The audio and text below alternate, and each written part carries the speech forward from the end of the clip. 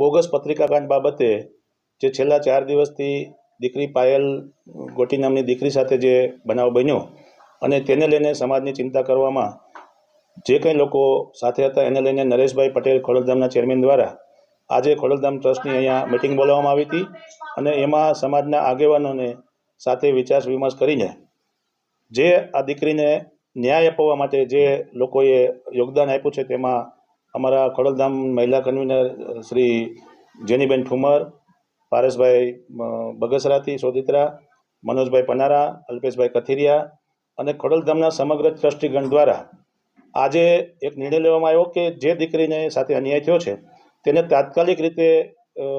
Police અને કોર્ટમાંથી મુક્તિ મળે અને ફરિયાદમાંથી એનું નામ નીકળે એના માટેના પ્રયાસો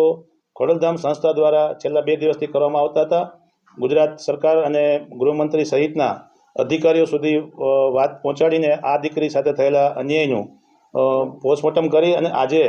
એક નિર્ણય ઉપર આવ્યા છીએ કે દીકરી આજે ને આજે કોર્ટમાંથી કઈ રીતે પરમિશન સાથે પોલીસમાં જેલમાંથી બહાર નીકળે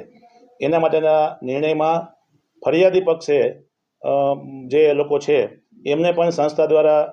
વાત કરવામાં આવી અને એમણે આજે તરત જ આ વાત સ્વીકારી અને મોટા માન્ય કૌશિકભાઈ વેકરિયા અને એ લોકોએ પણ આ દીકરીનું નામ કમી કરવા માટે અને જરૂરિયાત હોય ત્યાં એફિડેવિટ કરવા માટેની તૈયારી બતાવી છે. સમગ્ર ગુજરાતમાં આવો ભવિષ્યમાં બનાવ ન બને એની તકેદારી રાખવા માટે પણ વિભાગને અને મુખ્યમંત્રી સુધી રજૂઆત થઈ છે. દીકરી સાથે જે કંઈ અન્યાય થયો છે તેના પરિવારને આજે ન્યાય આપવા માટે ખોડલધામ સંસ્થા દ્વારા અને સમાજના આગેવાનો દ્વારા જે પ્રયાસ કરવામાં આવ્યો એમાં આજના સુખદ આ અંત આવે એના માટેનો એફિડેવિટ અને ફરિયાદ પાછી ખેંચવાની પ્રોસિજર હવે પછી અમે અત્યારે એસપી શ્રીને રજૂઆત કરીશું.